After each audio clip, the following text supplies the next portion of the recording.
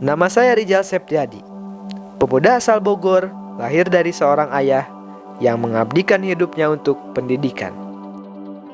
Motivasi itulah yang membuat saya masuk ke PGSD. Dan saya memilih kampus bertauhid, yaitu Universitas Juanda Bogor. Kini saya sudah menginjak semester 4. Dan ini adalah salah satu esai saya untuk tugas IPS.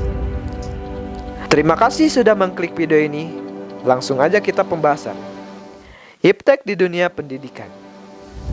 Iptek adalah singkatan dari Ilmu Pengetahuan dan Teknologi, yaitu suatu sumber informasi yang dapat meningkatkan pengetahuan ataupun wawasan seseorang di bidang teknologi.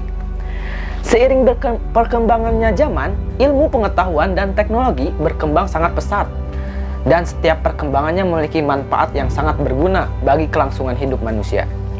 Iptek merupakan penunjang dalam dunia pendidikan agar mampu memberikan perubahan yang lebih baik dan memberikan pendidikan yang kompeten dan juga memiliki daya saing yang tinggi dan serta mampu memberikan kebanggaan terhadap negeri tercinta. Sistem pendidikan Indonesia adalah seluruh pendidikan yang diselenggarakan di Indonesia, baik itu secara terstruktur maupun tidak terstruktur. Pendidikan di Indonesia menjadi tanggung jawab Kementerian Pendidikan dan Kebudayaan Republik Indonesia atau disebut Kemendikbud. Dahulu bernama Departemen Pendidikan Nasional Republik Indonesia atau Depdiknas. Di Indonesia, semua penduduk wajib mengikuti program wajib belajar pendidikan selama 9 tahun untuk sekolah dasar dan 3 tahun di sekolah menengah pertama. Saat ini pendidikan di Indonesia diatur melalui Undang-Undang Nomor 20 Tahun 2003 tentang Sistem Pendidikan Nasional. Undang-Undang Republik Indonesia Nomor 20 Tahun 2003, yaitu pendidikan di Indonesia terbagi dalam 3 jalur utama, yaitu formal, non-formal, dan informal. Pendidikan juga dibagi ke dalam 4 jenjang, yaitu anak usia dini, dasar, menengah, dan tinggi. Guru harus memiliki keterampilan dan kemampuan yang memadai agar mampu mengelola kelas dan siswanya. Seperti halnya keterampilan berbahasa Indonesia yang baik dan benar, serta bahasa-bahasa lainnya. Juga keterampilan membuat media-media pembelajaran yang mampu mendorong rasa keingintahuan siswa terhadap materi yang diajarkan. Apalagi yang di era sekarang dengan dunia pendidikan, guru wajib mahir menggunakan media yang pintar. Media harus menjadi patokan untuk guru mengembangkan pembelajaran kepada murid-muridnya. Apalagi sekarang lagi ada contohnya pandemi COVID-19 yang dimana pembelajaran melalui online. Dan media adalah kunci dari pembelajaran tersebut.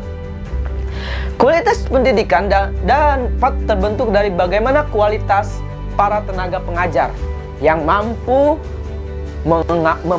mata pelajaran di dalamnya. Akan tetapi sampai saat ini di Indonesia masih tergolong sangat rendah dibandingkan dengan negara-negara lainnya. Lantas, bagaimana mutu pendidikan Indonesia akan mengalami mengalami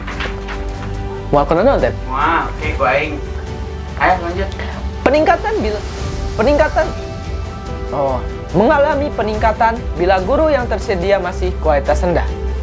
Mari simak fakta mengenai kualitas guru di Indonesia di bawah ini.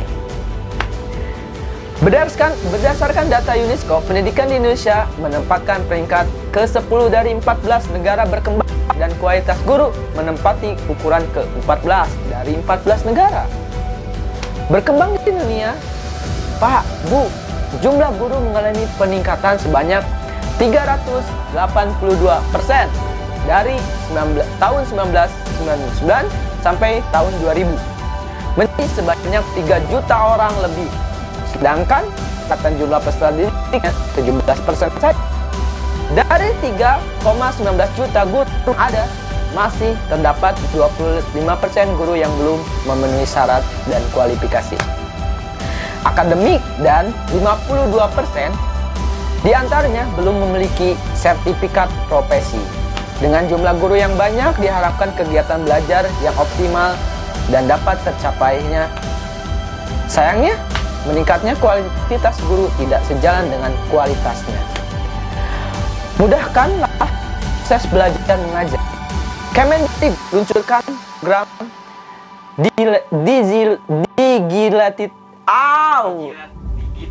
digitalisasi sekolah. 2 tahun yang lalu, Bapak Presiden Jokowi memberikan arahan yang saya agar merealisasikan penggunaan TIK. Sejak itulah kita mulai merevitalisasi jaringan atau portal yang dimiliki Kemendikbud atau jaringan cyber, terutama portal dan bahan ajar yang sekarang disebut rumah belajar. Kata Kemendikbud dikutip dari laman resmi Kemendikbud, Jumat 20 tanggal 9. Fasilitas pendidikan di Indonesia. Permasalahan pendidikan yang terjadi di Indonesia adalah masih kurangnya sarana prasarana pendidikan, terutama di daerah-daerah terpencil. Hal ini menimbulkan kesenjangan dalam mutu pendidikan. Banyak sekali peserta didik yang tidak bisa menikmati fasilitas sarana prasarana sama dengan peserta didik yang ada di kota. Hal seperti itu membuktikan bahwa pemerintah kurang memperhatikan fasilitas yang ada di daerah terpencil. Masalah tersebut biasanya disebabkan oleh beberapa faktor. Di antaranya, alokasi dana yang terhambat karena sesekali kasus penyalahgunaan dana sekolah yang harusnya digunakan untuk membuat sarana prasarana malah digunakan untuk kepentingan oknum tertentu. Dan faktor lainnya adalah perawatan yang buruk. Bisa saja terjadi karena pihak sekolah tidak terlalu memperhatikan bagaimana merawat sarana prasarana yang telah diberikan. Sikap acuh tak acuh dan tidak ada pengawasan dari pemerintah membuat banyak fasilitas sekolah yang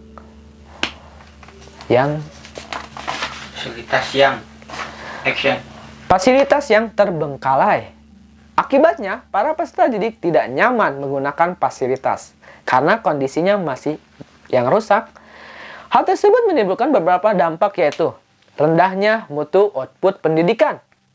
Minimnya sarana ini menyebabkan generasi muda yang hanya mengandalkan teori tanpa adanya realisasi yang nyata dalam belajar. Mereka hanya belajar dalam angan-angan yang keluar dari realitas yang sesungguhnya. Kurang terpenuhinya fasilitas pendidikan seperti kerusakan sekolah, laboratorium, dan lain-lainnya menimbulkan anak peserta didik susah memahami pembelajaran tersebut. Contoh, dalam belajar biologi tentang jenis-jenis bakteri, tentunya kita pasti akan membutuhkan laboratorium agar mengetahui bentuk bakteri secara menggunakan mikroskop. Jika laboratorium dan perlengkapan tidak tersedia, rasanya kita akan kurang memahami jenis bakteri itu. Jika kita hanya melihat melalui buku, paket, internet, karena kita hanya bisa berangan-angan.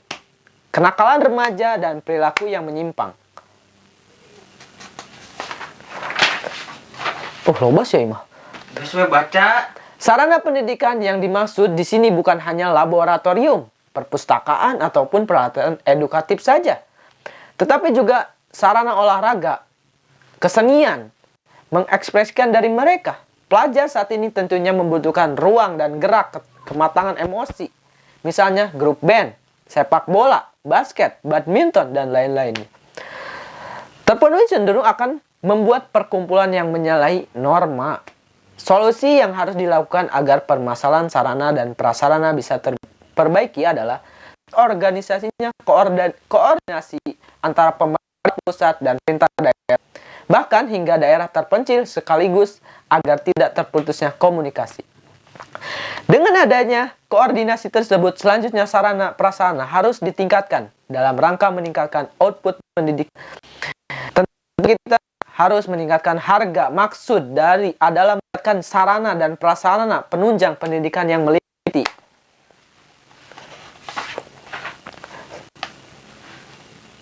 sarana fisik.